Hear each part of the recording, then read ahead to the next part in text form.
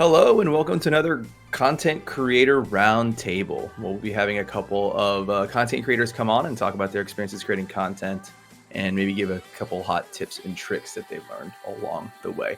I'm Shannon from the show The Trinisphere YouTube channel, and I'm joined here by Phil. Phil, introduce yourself. Hey, what's going on, guys? I'm Phil. We play over on the Collective 808, twitch.tv/the Collective 808, a Hawaii-based competitive EDH paper magic playgroup. Just really excited to be here, and just glad to be considered to be part of this event in this weekend, man. So far, it's been really great. Really glad to see the content and type of people you guys putting together. It's extremely impressive. A little bit butterflies myself, but I'm just happy to be here. Glad to have you. And then we also over here joined by Austin.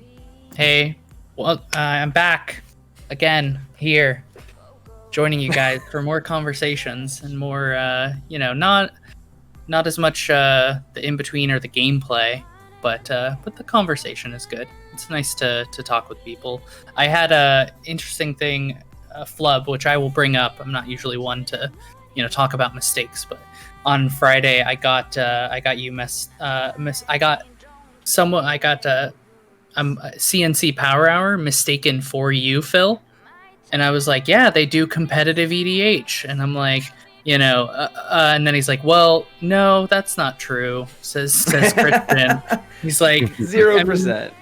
He's like, I'm asking Spike Feeders questions all the time, but I don't think we do CEDH, or competitive sides of things. And I'm like, oh, let's just keep going, let's keep rolling with it. Roll with the punches there. Yeah.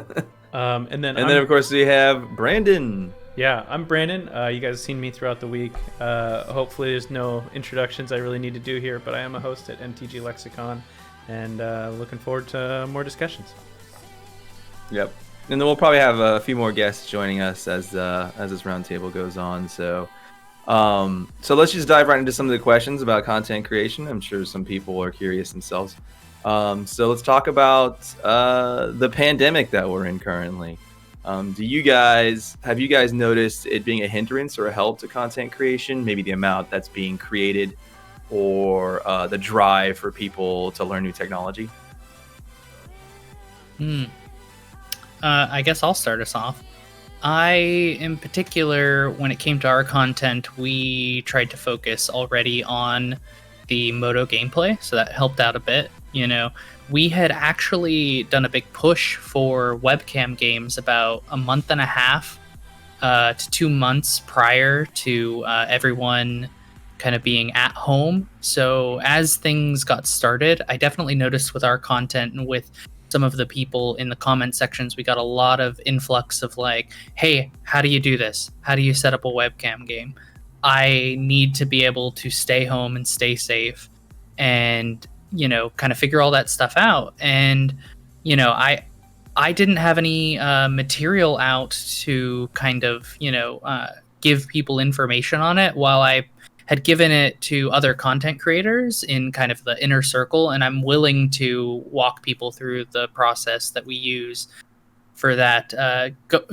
Anyone who has any questions, you can reach out to us.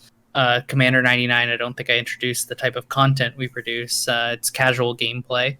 But the idea is that, we wanted to give people resources to help them do that. And I know that, the Spike Feeders had that video that a lot of people have been like, going back to as like a way to get active in webcam games. And I know that there are a lot of tips and tricks out there for how to deal with content creation in that regard. It's important to be able to still connect and play. And so, we're always trying to find different ways to do so. And I think, it kind of allows us a bit more freedom in the, the context of people being able to upgrade their own home systems. I think is something that we've been wanting to explore and have people get more involved in the digital realm and more content collaborations. I think that's a huge part of it, is that I've, been able to collaborate with more creators because of, the openness of them having access to quality audio, quality video, some of the things that we kind of try to put out there ourselves. Very cool. Yeah, I noticed that a lot too about, the paper scene is the one that suffered greatly. So if you were already positioned to be digital, or you were already streaming at this point, so you had a webcam set up. I mean, I remember hearing that like the cameras themselves started to sell out like after a while as we Yes. started to get into it. And so even people who wanted to they didn't have the ability to even purchase a camera. They couldn't even Right. find one. So it's kind of crazy. But so yeah, I think some shows probably took a hit, while others may have been able to take advantage of the ability to interact with more creators, as creators were coming online more so than anything else.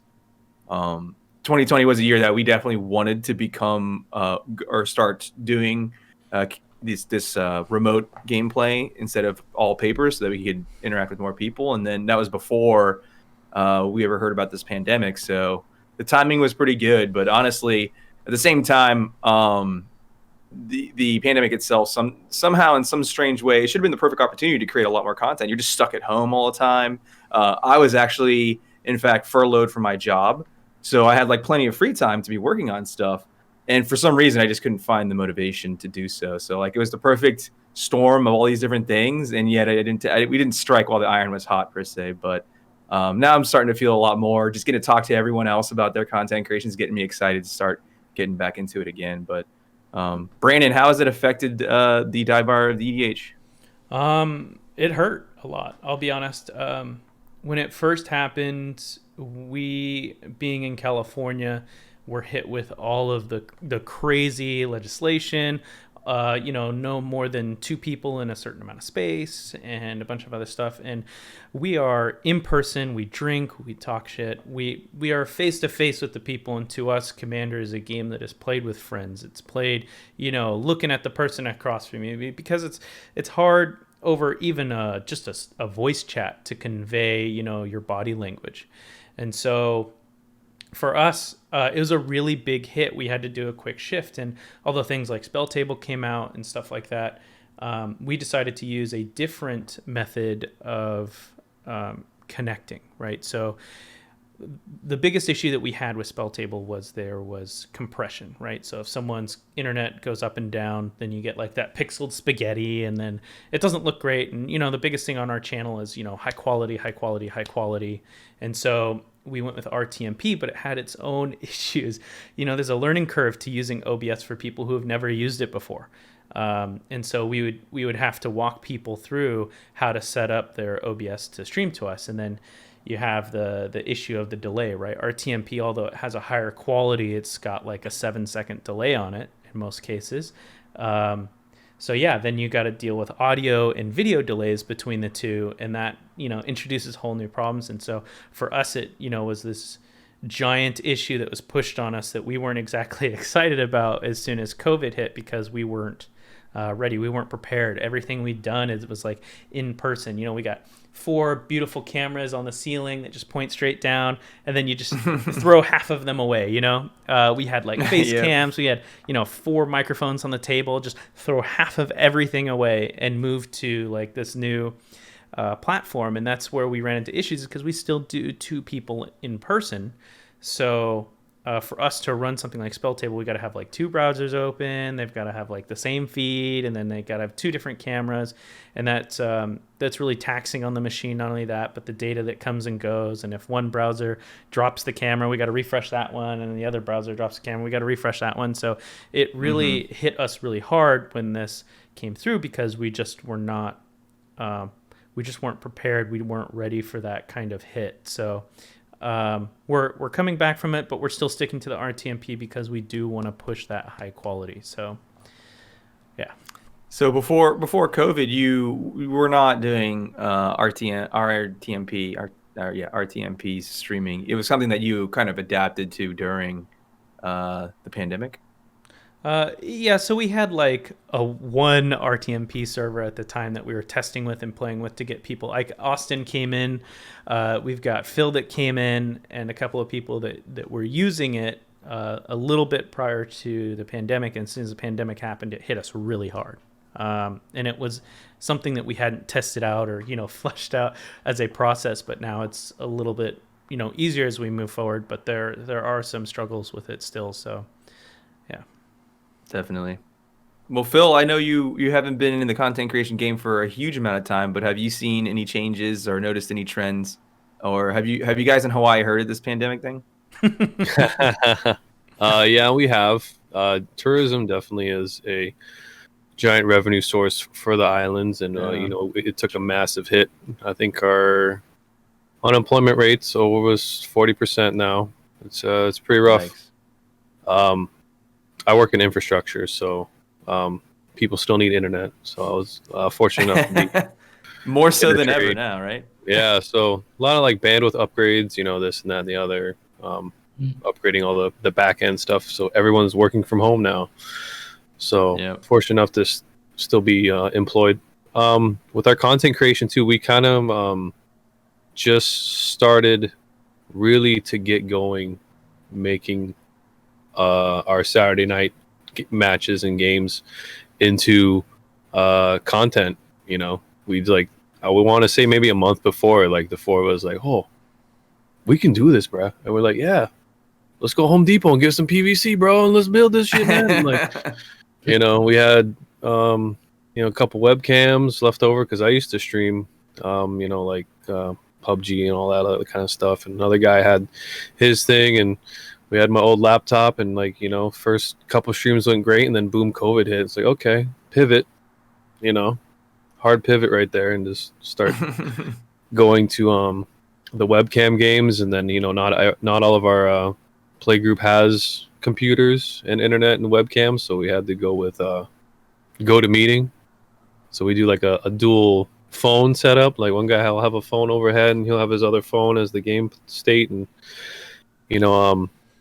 I want to say, fortunate enough again to kind of be like, kind of like accepted into the community with like open arms, allowed us to still kind of keep that momentum and that morale going, because it's like we start doing like new things, like viewer count like 5, 6, and then that good old 30 bomb from Lexicon halfway through the stream, man. It's like keeps us going, and it's it's starting to ease up a little bit, and we're starting to get through it. We get some more upgrades and stuff coming through, and it's definitely a learning experience. Teaches you not to take stuff for granted, So yeah, definitely. It's interesting to see, like, starting out at the very beginning, we were just doing podcasts ourselves, and getting like maybe a dozen views on YouTube. Had like, I think for the first like year, as we only did podcasts, we probably only had maybe 100 subs or something like that. And then we decided to change things up and try and put our money where our mouths were, and start building decks and showing what the decks would look like from our different psychographic profiles. And that started just evolving like over time. So that kind of brings me to my next questions. Like, so does anyone, and I think Brandon had kind of already touched on how Lexicon was having this issue, but what are some of the challenges that you have faced as your followership grows, or your subscriber base grows? And I'll toss this one to Austin, since Brandon had almost effectively answered this, referring to the technical difficulties that their team was facing. But Austin, can you recall a time where perhaps that the growing base of viewers for your show actually resulted in some challenges that you had to overcome? I think there were definitely more active participants, especially relating to the online web games. I definitely found that, when we would post videos, the interaction didn't really quite meet expectations. But when we started getting into the webcam games, it's great to have some people there to communicate with us as we make our plays, and kind of talk with us, And I think one of the things that I definitely wanted to look at when it came to that sort of conversation is like, where do we put that information? When interacting with chat currently, as this very event goes on, I try to look down at my phone, and answer any questions or participate in that manner. And then those that are at home, when we release our video uploads to YouTube, because we still have a viewer base on there as well, I found that like, I'd be like, hey, Infida Tokens, nice to see you here. And then they'd be like, respond, and we'd start having a conversation, and they'd only hear my half of the conversation.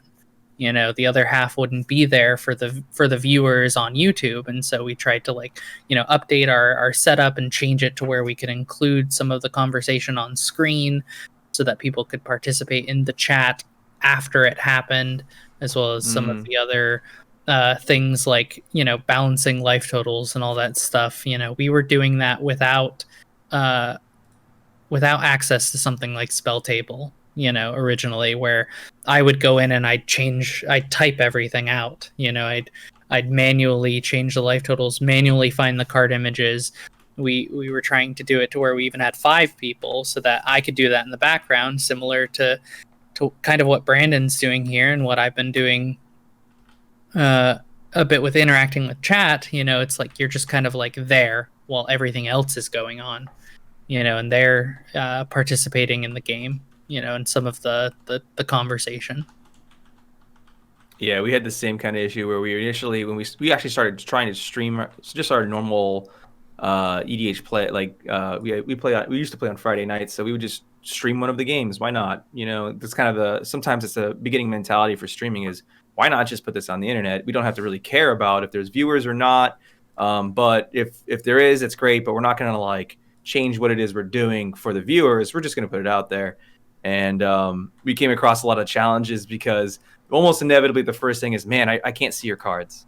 I need to be able to see the cards. So we're like, okay, well, then we started to slowly like adapt. We're like, okay, we'll have somebody sitting off screen listening to the game, and on Scryfall, the OBS on a browser, typing in cards.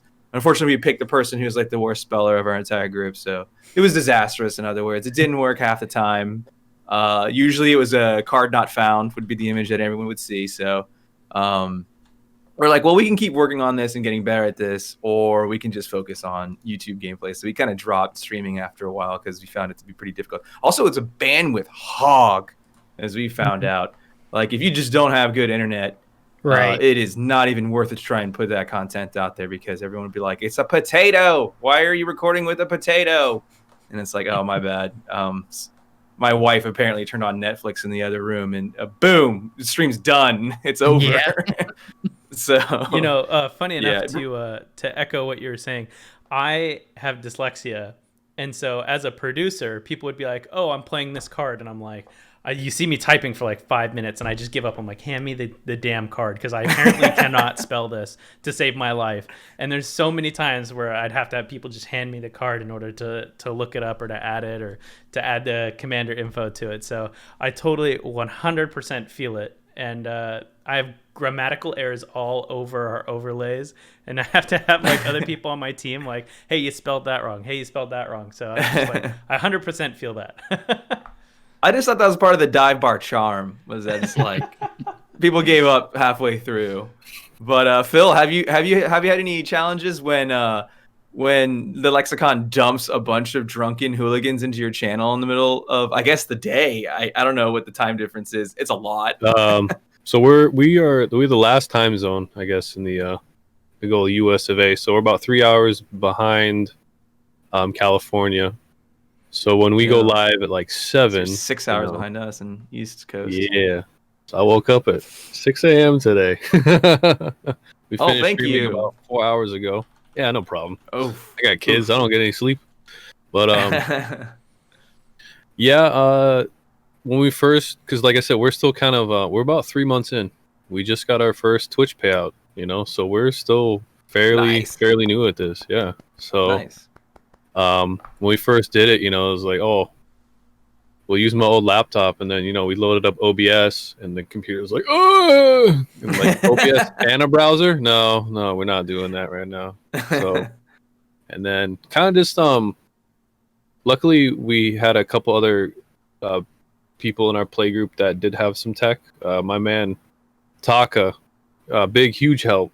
He's my go-to guy with all things tech and editing and everything. He's a huge help, and luckily he had some connections with some gear, and you know, just kind of we I think we had that epiphany as well too, where it's like you don't have to have the best gear, just be yourselves, and the viewers will come, and then that way they'll get to know you as the content creators and the team, and kind of like your banter and your interactions, and that's ultimately what they come for.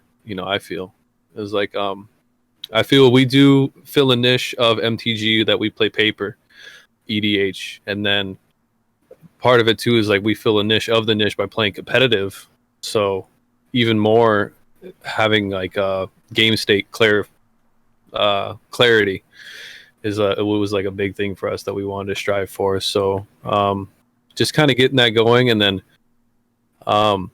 other people that haven't really been streamers before, been content creators or anything like that, and all this like new attention that would like slowly starts to, because it's started to take off. It's I'm just so thankful for the community and the people that we have that are supporting us and all their subscribers and everything now.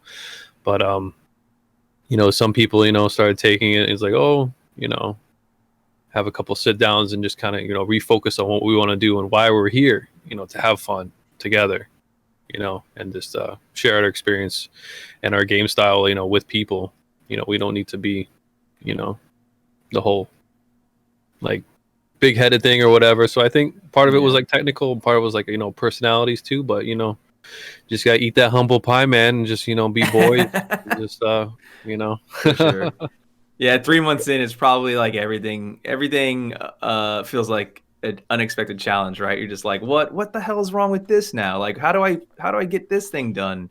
Yeah. So like, yeah, it'll be interesting though to start see and watch your show grow. It'll be very cool to see, and it's cool that you're talking about engaging the fans early on, because then they get to watch the show improve along the way too. That's something that our fans, we were just asking them like, hey, what could we improve, and they'd give us feedback, and then we try to implement that whenever possible, and just start improving our show. So they get to watch like the evolution effectively of the content creator. For sure, man. That kind of show. So yeah, let's move on to something else. Phil, I'm kind of curious. I'm curious about all y'all, but what kind of content do you consume? Not necessarily just Magic, but from other creators. Like, do you use, what kind of services do you use? What kind of stuff do you like to watch on your free time? If you have any, I hear you have a kid, so maybe not a whole lot, but I got a chance. I got another one on the way, but oh man, yeah, man, big family, big family. Bro. Yeah. Yeah. Yeah. What do I consume? YouTube a lot. I watch a lot of, believe it or not, I stumbled upon Yogscast many years ago. Yogscast. It's like my guilty pleasure. Like, what are you watching? Like, don't worry about it. Yogscast is a big one, but they're smooth, man. Their editing and their hosts or their personas are very sorry. Yeah, do you want to explain what Yogscast does? Like what they Yogscast, they do Let's Plays. They do a lot of Let's Plays. So they'll do, I started watching when they were doing Minecraft. Just kind of like playing into like vaults and like modded Minecraft, and it's like, what is this? Like you start on like episode 65. It's like, oh man, this is good. Let's start all the way at the beginning. Like watch every episode and then marathon. Yeah, they play all kinds of games. They're from across the pond, right? Friends from the Great Britain, but they're good, man. Say that they've recently been. I believe there's some sort of collaboration that they're doing with Rooster Teeth. They're going to start being achievement hunters, those sort of things. Because I watch a lot of the Let's Plays from Achievement Hunter and Rooster Teeth, as well as the Yogscast. And it's like, to see them kind of come together and become, a partnership in that regard, because like one of the things that came up for me in recent months was that, I had a lot more free time to watch YouTube, and also some of the people I've been playing with, they wanted to do other games, outside of Magic, because we found ourselves like, you can't do, not everyone has access to webcam. not everyone had access to cameras because they weren't available. So we just started playing some of the games that you would see from the Achievement Hunter people one night a week, just something simple for 2 hours, nothing crazy, and started doing that as an extra, because the Yogscast and them do TTT. So we started doing TTT, and we've been playing that a bit. It's been. You do all the crazy mods and everything they got in there. We've been downloading some stuff. Yeah. We've been downloading some add-ons to the gameplay style. Yeah. It's been fun. I think we've hit a sweet spot when you get a group of 7 people together. No more, no less. It really allows for that. It transitions really well from Commander too, because if you don't know what TTT is as a game, it's a 7-player kind of like shooter game where everyone comes in from Gary's mod, and the 5 of them are innocent and 2 are traitors, and you've got to kind of figure out who the 2 traitors are amongst your group, like your werewolf, like your mafia style card game, that you come in and you're like, there's a lot of conversations to be had while you're playing a game, and it's not so much about the shooter aspect. You don't have to be good at the shooter, you just have to be smart at it, and so I like doing that. I think I actually have a YouTube channel too, I guess shameless plug sort of thing that I've been putting together. Plug away, buddy. Do it. Plug it. Videos. Personally. Plug that leaky roundtable. Plug it up. Right. But that's pretty much it for that. I thought I'd, talk more about, the type of content that's out there. I didn't mean to cut you off, Phil, if you have more to talk about. You've consumed outside of. I just get excited. I like Yogscast. Yeah, dude, they're great. Yeah. The let's play thing, that's like a phenomenon that interests me greatly. I don't consume let's plays, and I know the older generation, including myself, looks at the concept of watching somebody else play a video game as like, why does that interest you? Why don't you just play the video game yourself? So what is it that draws? But honestly, that could be applied to watching people play Paper Magic, which is something I produce myself. But right. I'm just curious to hear your thoughts on what it is about let's plays that are really like drawing in the numbers, really. Go ahead. I think for me is sorry. Yeah, you're fine. You're fine. For me is not only like you see them playing the game, because I think the first let's play I watched was maybe, I want to say like Luigi's Mansion, so many years ago.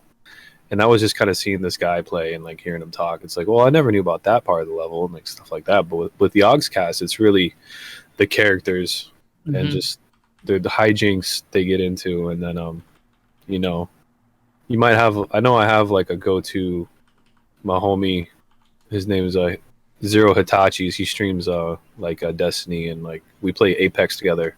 Like that's my go-to homie right there. But seeing like, I guess, a group of 7 or 8 people and just like seeing like, I guess maybe almost taking advantage like the full mechanics of a game that maybe you couldn't really get into with like 7 people that all in the same Discord, and kind of like maybe get a little game breaky in there too. And then sometimes too, like seeing the bigger content creators, they have access to being sponsored, so they can pay to win and just like buy everything in the game, and like they have everything already. It's like, oh, that's cool. So yeah, something that you probably wouldn't have done on your own, or you're just curious to see what it would look like. And we always joke about those pay to win games. Be like, okay, well, somebody do the experiment, buy everything there is, and see how strong they are. And you're like, oh, well, maybe it's not as bad as I thought, or oh, that shit is super OP. This is bull crap. Yeah. Go ahead, Austin. I wanted to make a point. Infinite Token has a good point here, Shannon, for your peace of mind. When it comes to competitive sports like football, why do you watch football and not play football? Why don't you just go pick up a ball? I definitely am not a football player, but right. But any kind of sport, any kind of action, like there's some entertainment value to be had there. Being able to, like it's something for me in particular. I find comedic. Like I like to watch comedy shows, and I get to a point where I consume so much content, in particular, television shows and movies. I'm watching things all the time because it's like, it's kind of my background. It's where I got, my start was in film and video production. And so I wanted to be able to, I like to be able to laugh and have a good time with people, and then, extend that to the conversations, where you tell jokes and play games yourself. It's good to be able to do that sort of thing, and to be able to, you know, participate in some of the conversations, that are either live or online. I found myself, so when I play my own video games by myself, it's not nearly as entertaining when I'm playing with a group of friends, when I'm sitting down with friends. And I would say the same for Let's Plays, that it's like you're sitting down with a group of friends, even though they don't know who you are, but you know exactly who they are, everything about they do. And that's kind of Voyeurism the at its finest. right. That makes a lot of sense. I think that what I was kind of letting Phil lean into, and you all have mentioned it, is it's more so the interactions between the people playing the game rather than the game itself that is drawing in those numbers. They could be playing anything. They could be playing Tetris, but they'll probably make it really funny and fun to watch. Oh, yeah. So it's less about the game that they end up playing, Let's Plays. And then there's that other edge of the spectrum, like Infinite Tokens had mentioned, where maybe you're watching it because that they may be a lot better at it than you. Like if I were to sit down and try and play like Dark Souls or something like that, and I'd be like, I'm not really good at this game, and I don't know if I have the time to get good at this game. Maybe I'll just watch somebody fly through the game so I can see all the boss battles and that kind of thing. Mm-hmm. And I know they're just so much better than me. They've already done the practicing and stuff like that to get good at the game. Just for my edification, I could see what the rest of the game looks like without having to actually play it. So that could be applied to Magic too. Sometimes you could be watching a channel and you can see, some, especially like CDH or something like that, where you see some really clever plays that you would not have seen in your normal play group or thought of yourself. So in some cases, you just can't afford the cards, in some cases, like you want to see those cards played, and you can put in proxies, of course, but it's one of those things where some people might have access to the cards and their card pool and their decks, and that's one of those things where I find, like, constantly when I'm making content, in particular, every week I want to switch up my deck. Every week I want to bring a new deck to the table to not only entertain myself, but to entertain viewers at home. And I'm like, okay, well, you know what? I need resources to be able to do that. I need some kind of, ability to be able to purchase cards in paper at a discounted rate, or use I'm blanking, Mana Traders as a resource for our Moto gameplay, where you spend X number of dollars a month and you get access to so many cards. And I know that even Tomer put out a video just last night about ways to play Commander on Moto for free. You just need to be able to access multiple resources and be able to continue to grow your collection so that you can have more fun with it. And I definitely found myself finding ways to do that with Commander, and that gives the viewers, those that are watching at home, a way to see the decks before they buy them, because it's an investment. A Commander deck is an investment, $100, $300 plus, depending on what you're doing. And so to see it played every week, or to were you talking about a land, $300 land? Yeah. Oh, you well, didn't go high enough. You didn't go close to high enough. This is the budget that I try to stick to. Is we've recently in paper kind of focused on sticking to $100 to $150, depending on how many colors you have. It's pretty easy to understand. Like, if you have one color, you go 110. If you have 5 colors, you go to 150, and then that's the budget for the paper decks, as well as trying not to keep cards over $20-$50. That I find that the decks function very well, especially because we're the type of channel that doesn't do combos, so it adds that level of, I don't have to worry too much about competitiveness as much as I have to worry about, does my deck synergize well, do all the cards work, because that's going to be the most important part. Is does everything either play off your commander or play off each other, to whatever goal you're trying to reach, and optimize in that way, and not so much focus on the bombs, the $40, $50 Craterhoof Behemoth, the Cyclonic Rift, that card, it wins games all on its own, and so we just don't seem to play it that much, and it also puts a hard stop onto the game, but that's its own, own problem, or repeatable, stop to the end of it. We have a quote unquote ban list. We've used I kind of tell people that we gauge EDH Rex salt list as the point of what we try to avoid in terms of card choice. We're like, oh well, if I don't like that card being played against me, then I'm probably not going to play it myself as often, so I'm not going to ask you to sit and watch me play Death and Taxes for 2.5 hours. I'm gonna try and draw cards and win and dirtle, but not too much. You got to find that balance, that key balance in your gameplay, so that everyone has a chance to play, because that's all we want to do. We want to sit down and play a commander. We want to sit down and talk about commander. It's a great game, and that's why we're all here, all the community members coming together to do just that. Yeah, I think I got. Yeah, that's a really good point. Like you talked about, possibly changing the kind of decks you build, being more focused on the fact that it's being viewed by fans, and that's something I think when I was playing with you is when I first picked up on that using like global board wipes and that kind of thing, while extremely useful for knocking people who far ahead back, end up dragging out the game significantly longer. And while if you're focused on winning, that's a good thing in a lot of cases. If you're playing control and you need to build up more resources or they're too far ahead, that's great.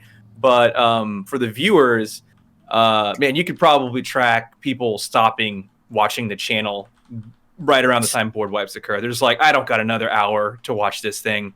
So like if somebody casts a Chroma's Vengeance and wipes out literally all non-land permanents, like, all right, okay, I'm not as invested in watching this anymore. So switching things up to be more viewer first is something that we started to do a little bit too. We use like more targeted removal, or maybe single player board wipes, that kind of stuff, just to deal with problematic players, but not put a hamper or a speed bump in the middle of the whole game in general. Yeah. I try to focus on the ones that go everyone but me board wipes, so that I still maintain whatever advantage I've kind of set for myself. I try to maintain card advantage by, including like Winds of Abandon, I think is a really big one that's recently come up. It's like you're giving opponents lands to accelerate, but you're also saying, now I have all the creatures to attack you with. And so it adds that double layer, or the way that you look at it is like, it's okay to give your opponent certain advantages as long as the game continues and there's more growth to the game. Adding, like, I avoid group hug as a strategy, but it's okay. It's one of the best strategies to a commander game to make it go just wild and out of control, and we've seen that this weekend, where we've been able to see people play their boards and still have effective games even with 1 or 2 board wipes. You just want to make sure that there's enough so that the game lasts, and also gives everyone a chance to play. Everyone needs to be able to show off wants to show off their deck. They're like, look at what I did. It's a part of yourself that you're sharing with the viewers, with the community. Well, let's take a different slant on it. So I know Phil is coming from the CDH scene, where stacks is an accepted archetype. That is absolutely a strategy, and it's not to say that that's driving fans away. There are definitely people out there who are really interested in that kind of thing. I'd say more Phil, so. yeah, what do you think? So if people don't know what competitive EDH is, it's still EDH ban list, but on a scale from 1 to 10, we play 10. And all of the people in the pod, we agree, like, we're playing C in this pod. We're going to play C this game, so we bust out the C decks. I linked my decks in the chat. My Nekusar, which is pretty much just a Grixis combo control competitive frame. I switch up the commander every once in a while, but Nekusar, he's my pet. He's my homie. He's been with me for a long, long time. A lot of iterations, casual, all the way up to competitive. It runs Thoracle, Thassa's Oracle, Tainted Pact, Instant Win, and also does Underworld Breach, Lion's Eye Diamond, Brain Freeze, Infinite Win. Nice. Instant Win, sorry. But I think with competitive, it's not like if you don't have an Imperial Seal, you can't play with us. The spirit of competitive EDH, I believe, is you're playing the highest power, most optimized, best possible deck you can with the colors that you're going for, with the best commander. So coming from more of a casual getting into that, it's like, oh, I don't want to take apart my deck. I love this commander deck. And it's like, that's totally okay, dude. Like, keep that deck together. But I know in our play group, since the cards are so expensive, it's like we welcome proxies. Like we got a guy in our stable that he just makes the best proxies, man. And Nice. if it's okay, I can like shout him out later. But for sure. Also too, being a legacy player, being modern and everything, you have the play sets of the fetches, of the goifs, of like all these cards, and then kind of making that that pivot or that decision. It's like, maybe I don't need 3 play sets of Verdant Catacombs anymore. Maybe I just need 1. So we're kind of transitioning from having the decks built and in our box to converting to a one of. So Yep. I used to have like, multiple duels, and now it's just only like one of each duel. And my decks live on my Moxfield lists. And like, if I'm going to play, it's like, hey, I need like, 5-10 minutes real quick. I'll put together this deck. I look up a new deck, throughout the week. And then on that stream night, we bring a new deck. So it keeps it like real interesting, keeps it, keeps it fun, because sometimes it can get stale. Because honestly, with CEDH, our card pool, like we play the best versions of the best mechanics of the cards, the best tutors. It's the card pool is about 250 to 300 cards. Legitimately. Right. That's just what it is. Yeah. Like for Grixis, there's all the cards for Grixis, it's like LED and like stuff like that. And the viewers come, they're gonna watch what they want to watch. It's like last night I was running my the Jund deck, Corvold, and it's like turn 1 land, Mox Diamond, Lotus Petal, Necropotence, pay 20 life, turn 1. Let's go. Right. We're doing this. We're just in it to win it right now. And then the next guy Let's is like, go. land, Simeon Spirit Guide, Monovault, I think another Lotus Petal, Ad Nauseum, turn 1, down to 5 life. That's Royal the kind Gorger of Dragon. that's the kind of competitive EDH Right. I'm used to hearing about, for sure. It's good. But we have restraint and courtesy for other players. It's like, oh, you won't play casual? Dude, I got casual right here, brother. Oh, that's all you gotta say, brother. Like we gonna do this. We've got janky decks. We do pre-cons that we're trying to make content right now. It's like pre-cons, and every week we add $10. And someone was like, oh, man, yeah. add a foil Pre-con land. league.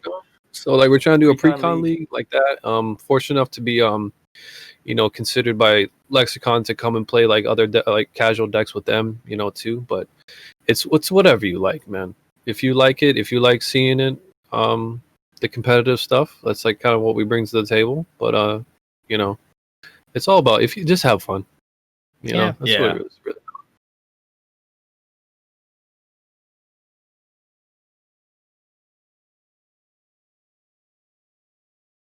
Mm-hmm.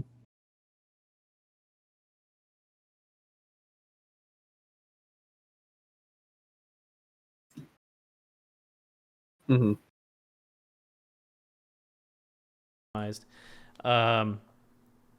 Yeah, so I mean, for the most part, making that that stipulation up front that most of the decks are going to be casual means that you can start building casual deck. Now, does that stop people from being degenerate human beings and playing stacks? I mean, I personally love Zur. If you've ever played against my Zur deck, it is just oppression at its finest.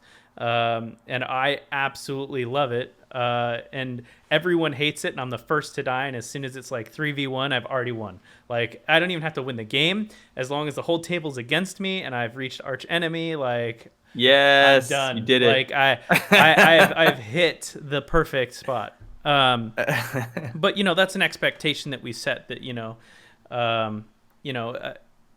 we don't have infinites. We don't have mass land destruction unless you can guarantee your win, and we do encourage random play styles. If you're gonna build a deck that has like a combo piece that requires 10 cards, this is the place to do it, because we love the swaggy ways of winning in our group.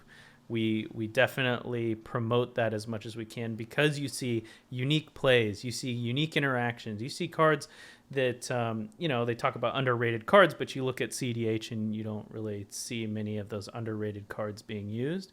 Whereas you look at casual and you see those underrated cards get really good plays, really fun interactions, and stuff that you frankly just have not seen before. But that's because there's a lot of pieces required for some of these plays that obviously would not work well in CDH.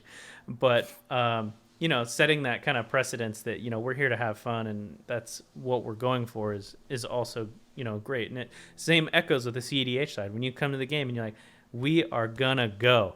We ain't stopping. We're just gonna fly through this. Right. Either you're up with the pack or you're 10 miles behind, and with that expectation up front with the decks and that power level is always great to set up front. And I love seeing channels that do that and embrace it, because it sets that mindset, and I really like that. So would you say that a lot of the decks that you have created now are really stream centric? They're designed to be played on stream.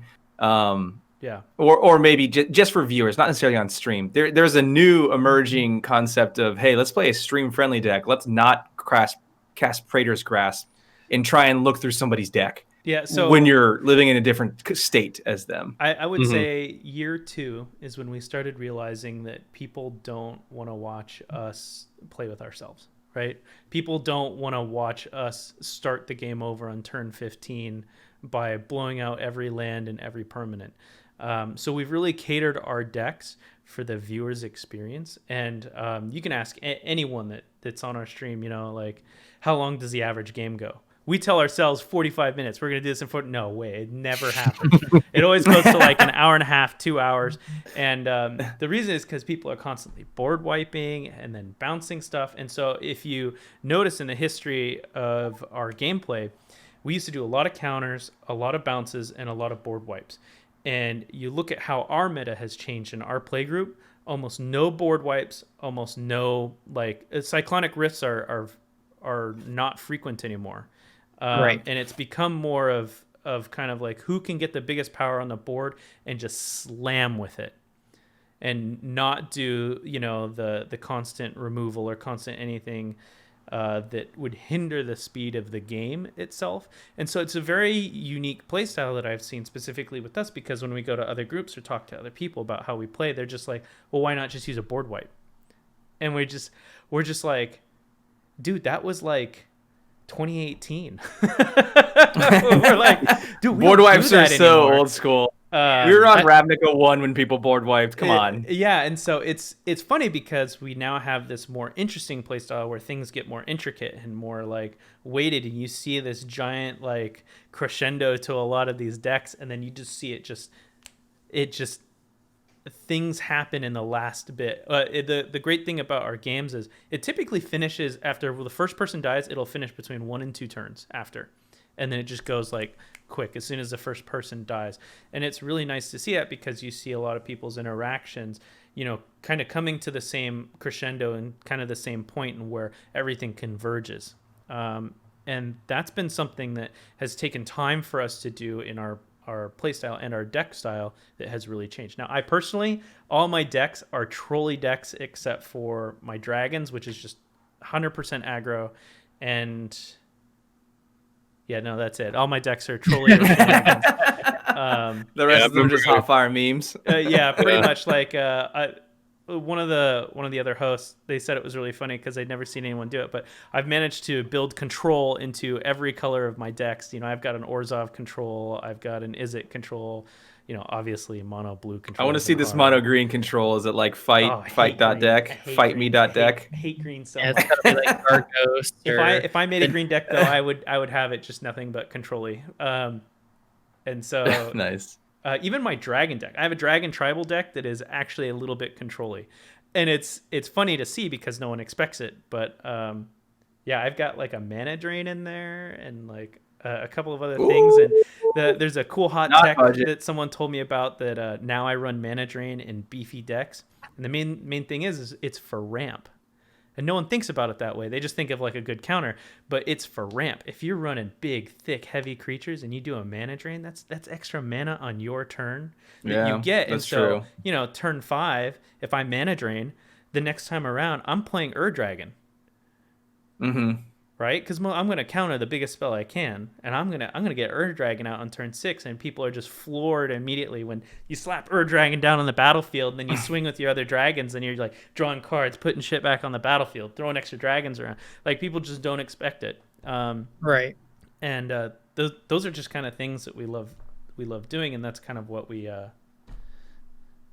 of aim for. So would you say that you felt a positive reaction to kind of that like threading the needle here? Like you want to not run board wipe deck with 9 board wipes and MLD in there, but at the same time you don't want to run 0 pieces of removal in your deck because you're trying to combo, but your combo engine may take 4 or 5 turns to assemble or something like that. So you want to find somewhere in the between where you want to be interacting with the other players, but you still want them. You just kind of want to prevent them from maybe winning the game, but you still want them to be able to continue moving forward with their board states. Absolutely. Is that like the sweet spot? If I have a recommendation for anyone making content, especially like paper, 4-player gameplay content, rewatch what you have done.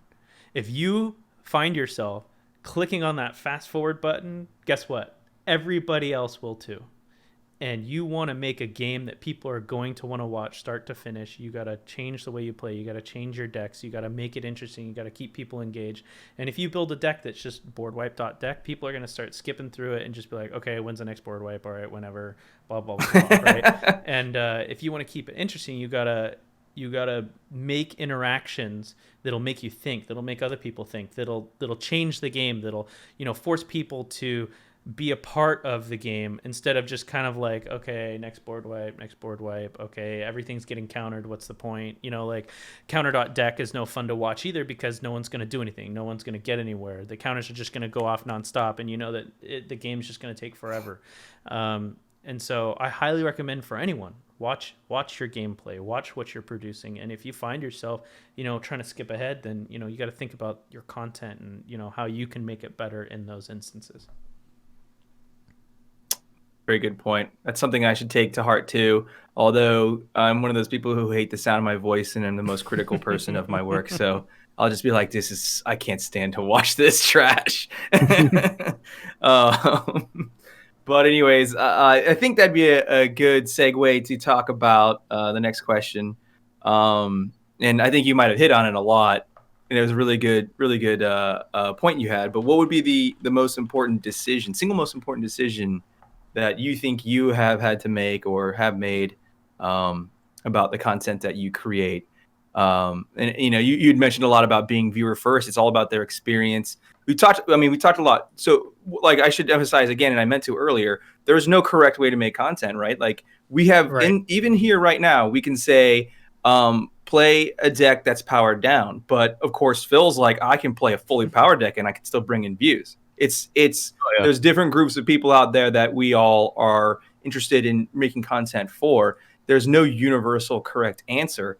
And so you can make all kinds of decisions about your content. It's not going to work for everyone per se, or it's not going to work for every viewer per se. But we always want to give advice. If you're trying to make XYZ content for XYZ viewer, then these are the decisions we made. So I'm kind of curious. So what would you say would be one of the most important decisions you've had to make about your content, and how did that turn out? Austin, what do you think? Do you have anything that comes to mind? A great decision that you made for Commander 99 that really resulted in a success for you? I can't think of anything in particular. I mean, I know that when I started out, I was very much on the, the deck tech sort of spectrum of things. It was just me to start things out, and I focused very heavily on producing deck techs of new commanders, anything that was hot and fresh. I wanted to be able to put out content of that for myself, and I wanted to be very particular about like how I produce the content. And so, I definitely focused heavily on, making sure that it was digestible. Something that like, the deck list, the information kind of gives you a quick overview, and then you can make a decision, an informed decision based on what we've done. From there, it kind of evolved into gameplay, paper gameplay in particular. We wanted to do produced videos in the early stages, and we had been putting out based on it all came down to like my particular just how quickly I could complete a video, from pre-production to deck building to, to post to getting it up on YouTube and making sure that that it got out there. We just we kind of put out the videos, and it allowed for us to kind of like find our voice. Like I'd say that we had an idea, in terms of branding when we first started. And so I think the important part of this is that, you kind of want to be able to, find yourself and be able to put yourself out there, be able to talk to others and talk with others online, because there's a lot of conversation to be had. I know in the early stages, I didn't like, like you mentioned, Shannon, it's like you don't like listening to yourself or hearing yourself, but as you go, you kind of find what it is you like about Commander, what it is that drives you to watch other people's content. You find your favorite content creators that you like to watch, and you kind of emulate some of the things that they do, and try to find the best pieces of each creator and put them all together into one, bubble that you're like, wow, this is how I like to create content. I really like what this guy's doing, so I'm going to just, borrow that and try and figure it out for my own. Because I think, one of the things is like, what's the phrase, like good creators, borrow, others steal, or something like that. I may have it backwards, but it's like one of those like, expressions of like, find what works for you and find what works for your viewer base. Do what's best for your type of content, because you want to keep going and you want to keep growing. I think it's important to do it for yourself first and foremost, and let everything else, like we said, the viewers will come, as we've been kind of focusing on that. People have been saying it's good. It's good time. Yeah, a lot of fun. You joke about the taking other people's content. It reminds me, the first time we started doing gameplay, we had like a really chunky UI. One of the people who were helping us with the show just whipped up something real quick, and I was like, I didn't like it, so let's do a redesign. And I was like, let me go find like the best elements of UI. So I watched a bunch of other shows and tried to figure out like what I liked, the best UI design that was out there. And I assembled all these pieces, and I realized it is like identical to the spike feeders, like almost to the point of like embarrassing plagiarism, like identical. And I had mentioned this to them in a chat, and they thought it was hilarious. And then Jim was like, hey, don't worry about it. Like that's a rule, is find what you think is done best by creators and emulate it. It's not like, they have a patent on it or something, or it detracts from them that you're doing it the same way. We want to share all of the, best practices and that kind of thing. So no harm, no foul. But man, I was mortified when I realized that like I did a side-by-side comparison, and I was like, oh my God, how did this happen? But yeah, definitely. You talked a lot about the having your own voice and moving forward with that, and I think that's a really big one to echo again, is that there's always this thought in the back of your mind: if I can compromise, maybe it'll cause an improvement. Like if I maybe just do what this other successful person is doing instead of doing what I was planning on doing, that'll lead me to be more successful, possibly.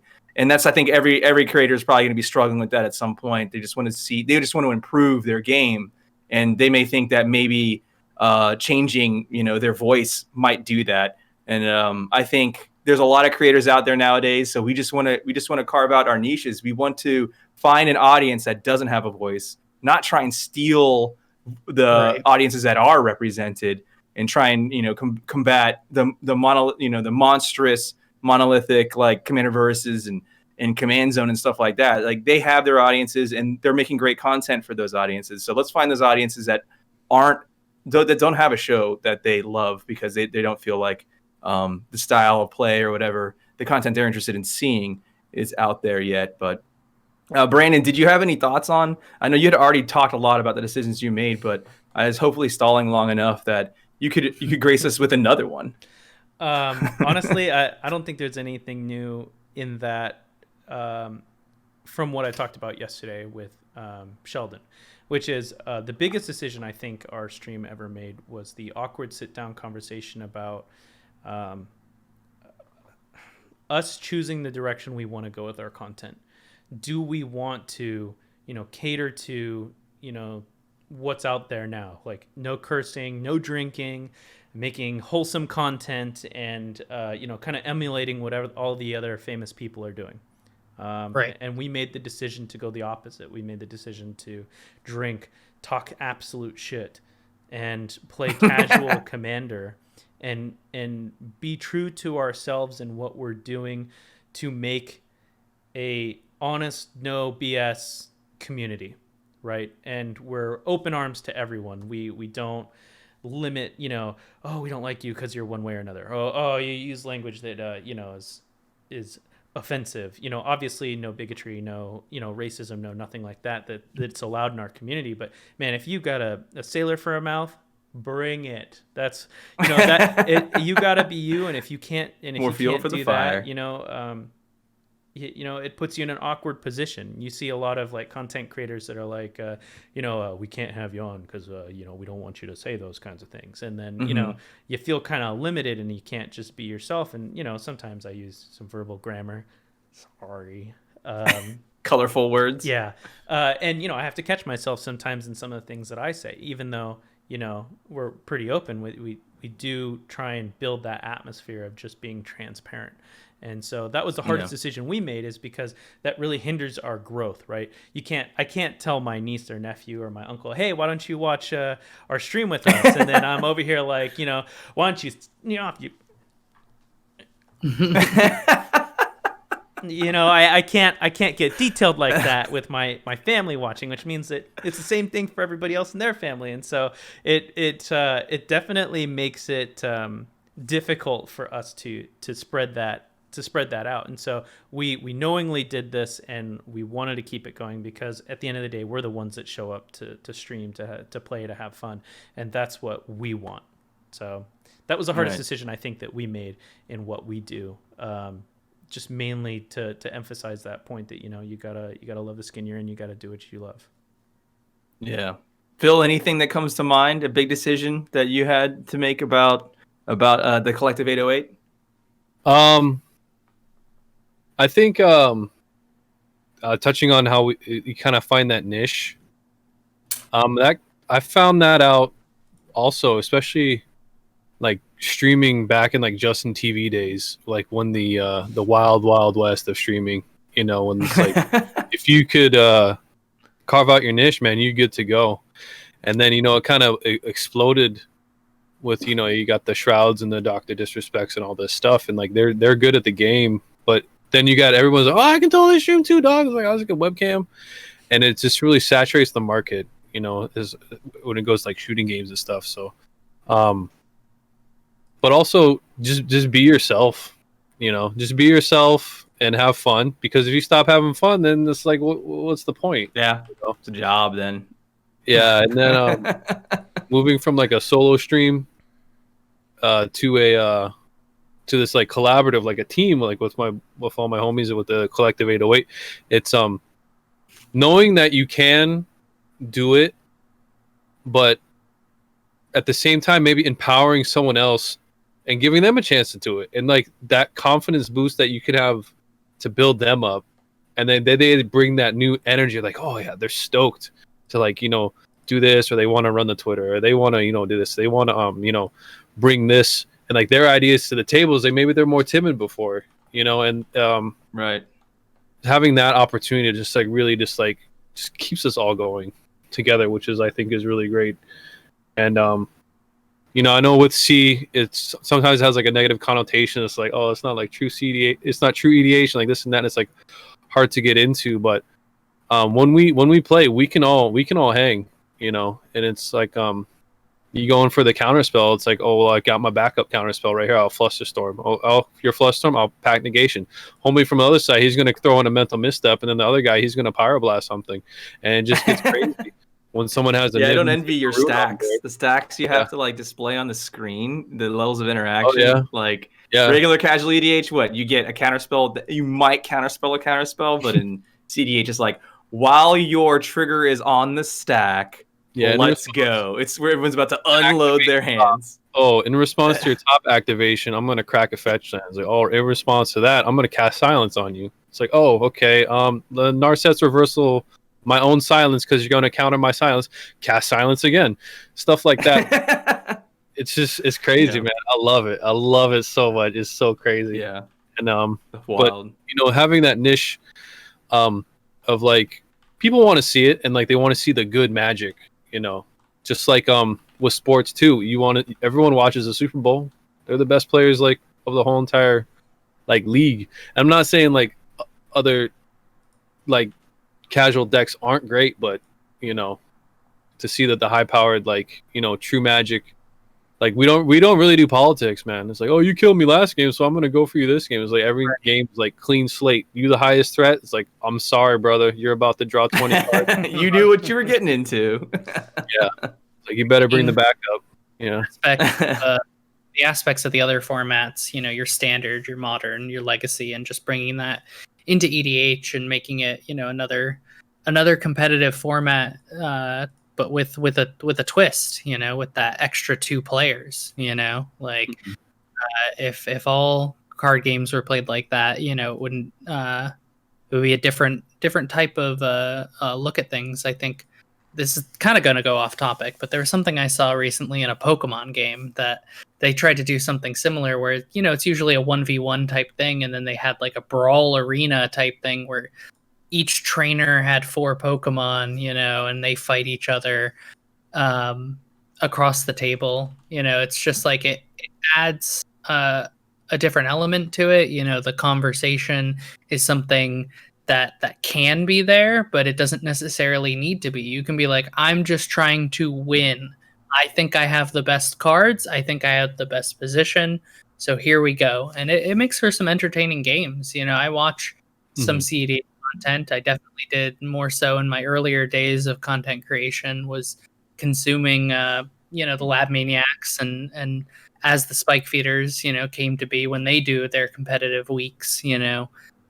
There's so much content out there, you know, to consume, and that's what's great is that we're all, you know, talking and trying to communicate, you know, like when people ask like, oh, what can I watch? You know, Lexicon, you guys have that list of, you know, all the content creators that are, you know, currently active in the community and where to find them on social media, and as well as, you know, where they're playing and where they're talking. You know, it's good to be able to, you know, because people want to watch Commander. It's a very popular you know, viewing experience, you know, because of the different aspects that we can add to the format. You know, it's exciting, interaction, conversation, it's all exciting. Quick shout out to you had mentioned G3 in the chat who built that list. He went out and went to every YouTube, every Twitch, and he built a list of other Commander players and content creators, then spread it to the community and say, hey, look, this is everyone that I know of. and he blasted that out in the open, and I don't think I've seen anyone else really do that yet. So big shout out to G3 for doing that. Constantly Excellent work, updating, G3. you know? So Yeah. it's great. All right, guys. Well, I think we're going to wrap this up. Give Brandon a little bit of a breather since he'll be behind the scenes working this next gameplay coming up as well. But Austin, if you have a moment, maybe you can talk a little bit about the charity. How's it going? I don't know if we hit another milestone perhaps during this, but good point. We did hit a milestone during this break. Yeah, I can bring up the information as well as, let me just grab the dashboard and all that stuff to the campaign. But the idea is that as the stream is going concurrently, we're running a charity stream for Doctors Without Borders. This is a way to help COVID relief, a kind of a way to, help those, because this event was supposed to take place in person, and we've mentioned that it's an opportunity to share in the community and in online nature, people that play together online, during the webcam games. And so we have some charity information on screen for you. Just follow the Tiltify and the About page link on the Twitch.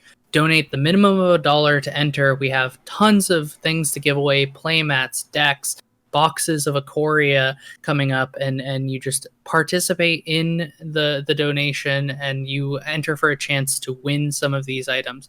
Make sure that you include your Twitch handle in the comment section.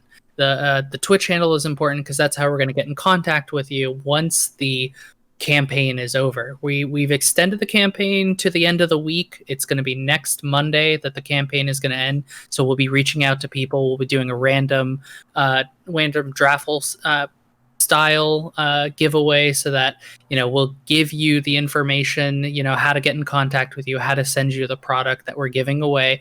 This has been sponsored by Wizards of the Coast. They sent us this product for free, and so we are giving it away to you as a way to help support the community and help reach out to the community. And also, even as the stream is going, Infinitokens has offered some of their dry erase tokens to add to that, so we'll be putting in another shout out to another tokens on that, to put another milestone that we'll be adding to that shortly. Once the next gameplay starts, I'll be able to have an opportunity to do so. But we just reached the milestone of the playmats, so those are added to the pool. The more you donate, while the minimum is $1, the more you donate, the better prizes that are available, the more opportunities that you have to win. Because once we reach that goal of we have a $1,300 collector boosters giveaway that's adding to that, and our final goal is around $3,000 that we're trying to raise. It gives us the opportunity to share in the community and all that fun stuff. So please, donate what you can. We'll be able to participate in that. And thanks so much. Last I saw, I think there was only probably maybe around six people who donated, and be sure to include your Twitch handle or else we can't contact you about the raffle. But so those 6 people, don't quote me on this, but they're very likely to get, like, each of them probably going to get like a playmat, a box, a set of sleeves, like a pretty good cut of all the prizes that have been unlocked so far. If there's only 6 people donating, all the things that have been unlocked so far are going to be cut into 6 piles and mailed out. So pretty good deal so far, I would say. So get in there with your donations if you want to get a slice of the pie. Participate, join the charity. We've got a whole nother week here. To grow for this, because this will be going up on YouTube. That was one of the things mentioned, the replay. So if you're watching this on YouTube right now, there's still time. Head down to the link in the description. Yep. Yeah. All right. Well, I think that'll wrap it up. We'll definitely want Brandon to at least be able to run to the restroom. I think he actually might have a catheter. I was just gonna do it right here, man. I wasn't even gonna wait. That's what I figured. Well. Thanks again, Phil, from the Collective 808. You want to plug your show one more time? Yeah, man. Twitch.tv/the Collective 808. I don't know if you can see my janky sign right here. There it is. That works. Yeah. But yeah, CEDH gameplay. Working on the YouTube We got the Discord. We got a Facebook group. I don't know if all our parents still use that, but it's good. I'm just really happy to be here, man. It's like We're glad to super have early you. for me. I'm on my third cup of coffee. We stopped streaming 4 hours Go take a ago. nap, or I guess you're up now. Always, man. Thank and you. then you all know Austin, you all know Brandon, you know me. We don't need to introduce or outro ourselves anymore. You're probably tired of seeing us on the screen here. So Shameless plug, go apologies watch to Logan. MTGLexicon. No, I'm just kidding. Oh geez, got him. I had fun playing there last night. I got a little drunk, can't remember, but I do think I established a lock, but couldn't kill anyone, and that was poor television. So my bad. Or great. Anyway, so up next we have a gameplay, and that's going to include such greats as Logan will be involved in that. Mooks311, aka Davey, Budget Commander, and Benny Smith will be in that game. So stay tuned for a gameplay coming up in about 10 minutes with those great creators. All right, guys, have fun and the rest of your Sunday.